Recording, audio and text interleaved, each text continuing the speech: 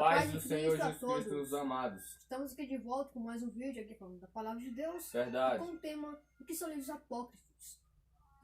Estamos aqui para, repassar a Palavra de Deus sem distorção, mas, a verdade pura. Porque muitas seitas que se dizem religiosas, que se dizem ser seguidores de Jesus Cristo, vêm distorcendo a Palavra de Deus com livros apócrifos. E estamos aqui... falar que já a Bíblia Católica possui, além dos 66 livros, mais 7 livros que são apócrifos, como os de Tobias, Macabeus.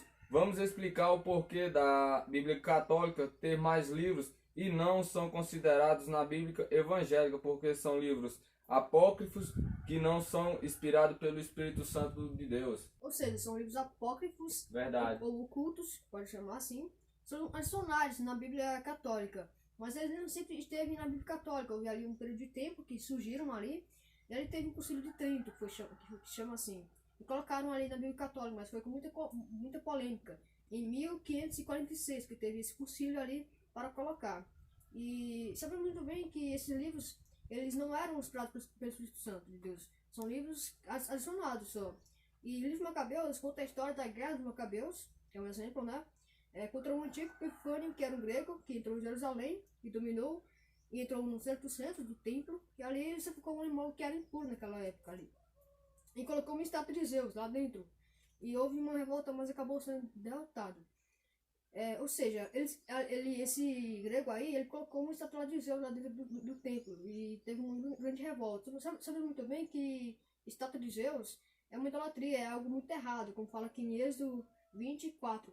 Não faço para ti mais escultura, nem alguma semelhança do que é em cima nos céus, nem embaixo na terra, nem nas águas debaixo da terra. Ou seja, isso que ele fez é errado. A gente tem que vigiar para não cair em tentações e essas coisas assim. E lembrando que essa parte aí que o irmão citou em Êxodo, ela está presente até nos 10 mandamentos, que foi nosso próprio Deus que edificou em pedras e entregou nas mãos de Moisés. Então, se é uma seita que é livro que vem distorcendo a palavra de Deus, que foi escrito pelo homem e que está distorcendo os próprios 10 mandamentos de Deus, então a gente devemos tirar esse livro fora e acreditar nos 10 mandamentos de Deus, que é a palavra de Deus. E o outro livro aqui que distorce a palavra de Deus também é o livro de Tobias, que fala que diz que a oferta paga pecados dos mortos, e dar oferta é um ato de boa obra, mas sabemos que em Efésios 2, 8, 9 diz que não salvam. Eu vou estar diante da Bíblia aqui, repassando a verdade, como os amados estão vendo, estou com a Bíblia em mãos. Efésios 2, 8 e 9, que vos nos revela, porque pela graça sois salvos, por meio da fé, e isso não vem de vós, é dom de Deus, não vem das obras, para que ninguém se glorie, porque somos feitura sua, criados em Cristo Jesus para as boas obras, as quais Deus preparou para que andássemos nelas. Então, Jesus Cristo preparou essas boas obras para a gente, para que a gente venha andar nelas. E sabemos que a porta da salvação não é as obras. A porta da salvação é a obediência à palavra de Deus, como nos revela lá em João 3,16, que diz: porque Deus amou o mundo de tal maneira que deu seu único Filho unigênito, para todo aquele que nele crê não pereça, mas tenha a vida eterna. E em João 14, verso 16, que o próprio Jesus fala: disse-lhe Jesus: eu sou o caminho, a verdade e a vida. Ninguém vem ao Pai senão por mim. Então a gente deve entender que boas obras, ela não salva, mas é obediência a Deus, fazer as obras de Deus. Mas o que devemos focar aqui é a salvação em Jesus Cristo, porque Ele quem deu a vida naquela cruz do Calvário para que pagar meu pecado e o seu, para que a gente venha se arrepender e ser salvo através dele. O livro de Tobias conta a história de um anjo que ensina a Tobias a fazer magia. Verdade. Sabemos que isso é errado, como fala lá em Apocalipse, capítulo 21, versículo 8. Mas quanto aos tímidos, aos incrédulos, aos abomináveis, aos homicidas, aos fornicadores, aos feiticeiros, aos idólatras, a todos os mentirosos, a sua parte será no lago que age com fogo e enxofre, que é a segunda morte.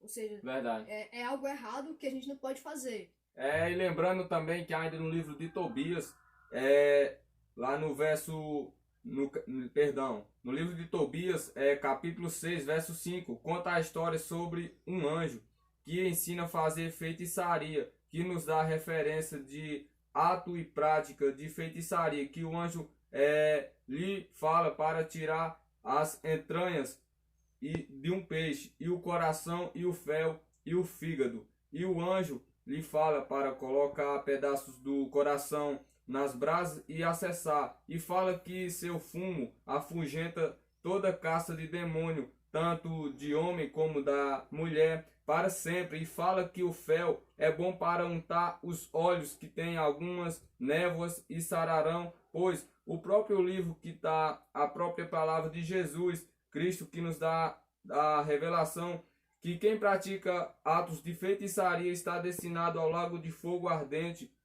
que é a segunda morte. Mas isto acontecerá se não tiver o ato de arrepender-se, pois cair do homem, mas levantar de Deus. E só dando uma lembrada aqui, em nome do Senhor e Salvador Jesus Cristo Nazareno, que ainda no livro de Tobias, nessa história de Tobias, conta que o demônio afugenta para sempre, mas sabemos que não é assim. Que lá em Mateus capítulo 12, verso 43 ao 45, nos revela que enquanto o espírito imundo tem saído do homem, anda por lugares áridos, buscando repouso e não o encontrando, então diz: voltarei para minha casa, donde saí, e voltando, achar desocupada, varrida e adornada. Então vai e leva consigo outros 7 demônios piores do que ele, e entrando habita ali, e são últimos atos desse homem piores do que os primeiros. Assim acontecerá também a estas geração má. Então, mas vamos lembrar que não é verdadeiramente o que esse livro de Tobias está nos revelando, porque a própria palavra de Deus, Mateus fala que, já em referência, que não dando autoridade na gente expulsando em nome de Jesus Cristo, esse demônio não é afugentado para sempre. Ele pode voltar a adornar naquela casa, achando ela desocupada, fria espiritualmente. Ela pode entrar novamente naquele corpo com 7 piores espíritos, piores do que o que foi expulso. Ou seja, esse livro de Tobias ensina a fazer feitiçaria para expulsar o demônio, mas sabemos que isso hoje em dia já não é válido, nem correto. E o próprio Jesus nos deu autoridade para expulsar demônios, como fala lá em Marcos 16, 17, que diz assim: esses sinais seguirão aos que creem, e em meu nome expulsarão demônios, falarão novas línguas. Ou seja, Jesus nos deu autoridade para fazer isso. A gente não vai querer fazer coisas que são dos apóstolos.